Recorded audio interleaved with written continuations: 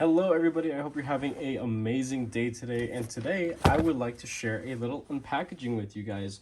Also, I want to give thanks to the individuals that have been purchasing knives from my user profile on nafsale.com. Because of you guys, it's definitely helped me out to be able to pick up stuff like this the second that they drop and become available without really being too worried about financials.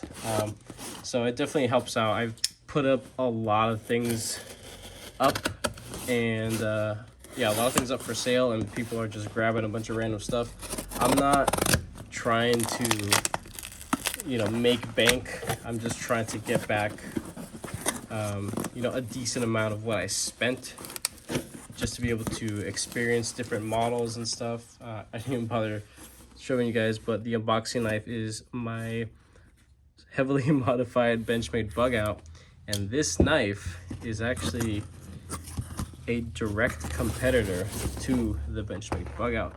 It is a hogue, and just checking if there's anything else in here. Sometimes Blade HQ likes to send stickers and other random stuff that I don't know sometimes. I didn't this time, no big deal. So this is my third hogue, and it's been a wonderful experience overall. This is a brand that I have zero issues. I have full confidence in making purchases from Hogue. They know what they're doing. Good stuff. Definitely a lot of value within the company, and everything is American made. So at least all their models, to my knowledge, are made in the US, which is quite nice.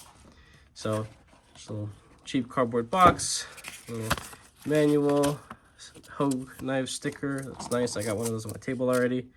Some freaking candy and cute little Hogue pouch. This is a Blade HQ exclusive deka. This is my first experience with the Hogue deka, and this is all in Ultem. I think the thumb studs are aluminum, possibly. If they are steel, then they definitely heat treated that, not heat treated, but flamed those studs quite well and consistent.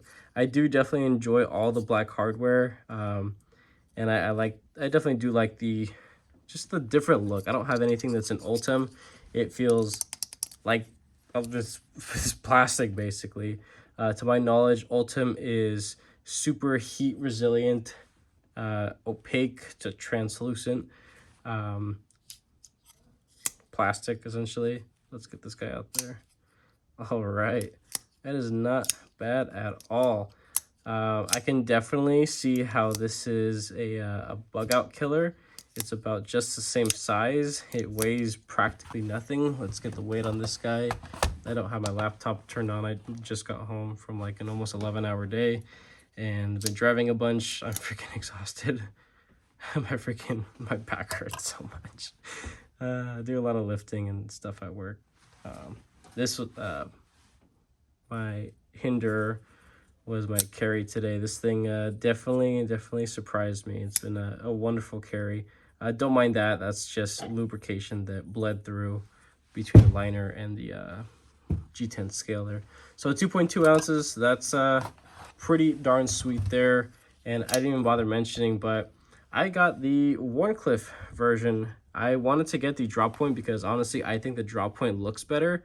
But if I was going to go and spend 200 bucks casually on another knife, even though I have spent a lot of money within the last couple weeks, I wanted to get something that I would probably end up holding on to, and something that would have build potential, like the bug out here. So here we'll have size comparison. Yeah, I understand the blade shape is completely different, but as you can see, they are pretty darn close in handle length.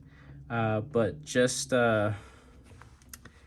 holding the deka and holding the bug out, I'd say that the bug out is probably a little bit more comfortable, just because it's very simple and straight all the way through. The deka is still very comfortable, but I do definitely feel that it cuts off right there, but it's not bad at all. There's this little flat area. It's not technically a dedicated finger choil or rest, but it's not bad. Everything seems very well rounded off. No sharp pieces. The ultimate is relatively well finished, so I do definitely enjoy that. And the blade material here is CPM Magna Cut. Now, to my knowledge, the first couple runs at like the end of last year when the Hogue was being offered in Magna Cut, people tested it. I think Transparent Knives tested one, or someone did some like crazy HRC testing, and they got back some pretty consistent results that the Magna Cut was actually being treated a little soft. It was being run a little soft, which honestly, an individual like me and most people that are buying knives in this price range probably won't genuinely be able to tell a difference between a couple points of hardness, right? I know I definitely can't, and I'm not gonna lie to you guys and pretend that like, oh yeah, you know, this definitely feels like 62, but it says it's 64, but no, it definitely feels like 62 point something. No, like that's not a thing. No one can tell that really, unless it's like you've put your whole career and, you know, you have stats on a knife and what it's made out of and, you know, all the stuff. But yeah, same exact locking mechanism. It's their crossbar styled lock, not called the axis lock. I forget what they're calling it, but it's the same freaking thing. It's running on probably the same exact style of Omega springs, and it feels good. It definitely does feel good. Now, it's not gonna be something that has a lot of retention. What would be like the pseudo detent things like on button locks, the ram lock, the ball lock from Spyderco, the shark lock from Demco knives.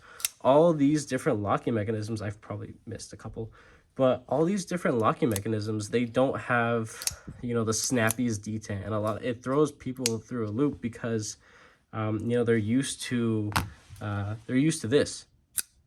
Like that, it sounds relatively light, but it's snappy, you know. It jeez, that thing's gotten super smooth.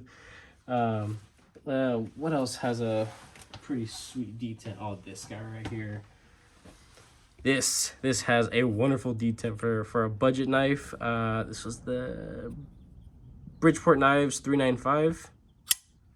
Yeah, like that is a sweet detent and a wonderful action on top of that. But it definitely gets them getting used to having a lot of these ambidextrous styled knives because of their locking mechanism. There are a couple, I think there's maybe only 1 or 2 knife models out there for consumers that like this style of, you know, opening and closing mechanism. The Kaiser, is it Kaiser? The Kaiser Drop Bear. I'm looking into getting one, but I don't want a basic one. I want my money to feel like it's actually going to something cool. So the Drop Bear has been around for such a long time already, and there have been multiple different iterations of it, but I feel like for the price and what they're asking for, I know that there's a drop, there's an exclusive out there with my name written all over it, and I'm just waiting for it. So eventually I'll get a Kaiser Drop, and what's really cool about the Kaiser Drop is that it actually has different points within the steel components in there where you can actually adjust the tension of the actual bar. But one of my concerns with that is that the more tension to make it tighter, the sooner it can break. And at least me, living in an area where one day it's snowing and the next day it's 75-degree perfect weather with no wind at all, yeah, you know, it definitely feels like the world's ending. But when it comes to temperatures fluctuating so drastically like that, you know, I do genuinely believe that it has a definite part to play when it comes to weakening omega springs over time. So also another thing too is I'll test it out later, but I have some here they're right here actually. These are some eBay purchased omega springs. Supposedly they're made in the US. They're super freaking cheap. I bought a handful of them. They're in my bug out. It's super snappy. The tension feels quite the same as the deka here. Another axis style lock. These are the factory ones that are in here. I've been wanting to change them. I don't use this knife as much as I should and probably could. This is the Osborne 940, one of my comparison size knives. So I would hope that just typical standard omega springs will fit on this, and it's not some weird ass proprietary shape or design just for hogue, because then that sucks for if you do bust one of the springs and you want to get some new ones. You have to contact their customer support, which I've done already. Actually, I purchased, here it is, this is the full-size Magna Cut carbon fiber RSK MK whatever, designed by Doug Ritter. This is a sweet freaking epic knife. This is another knife that I just don't use all that often, but within the first couple months of using this guy, I busted one of the springs, and you can definitely tell the action was just shit, and it just wasn't pleasant at all to use anymore. And it just kind of left a bad taste in my mouth, because the omega springs that are in here are significantly larger. I actually have one right here. Look at these freaking things in comparison. So this is one of them. So I contacted their customer support. They were extremely friendly, by the way. And within a week or so, they sent me some springs, but I mean, large and average size. The deka seems to be an average size knife, and I would definitely hope that the like typical omega springs will will fit in here. Also, another little update. I was thinking about just like surprising you guys, but it's not really that big of a deal. I believe it's over now, but there was a recent spicy drop on knifeworks.com. They made a mini of this.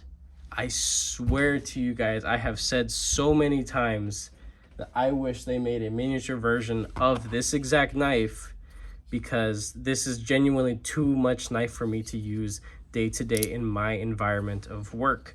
Now, I do definitely enjoy this knife, carrying it every once in a while, but I would use it a little bit more if it was more along this size.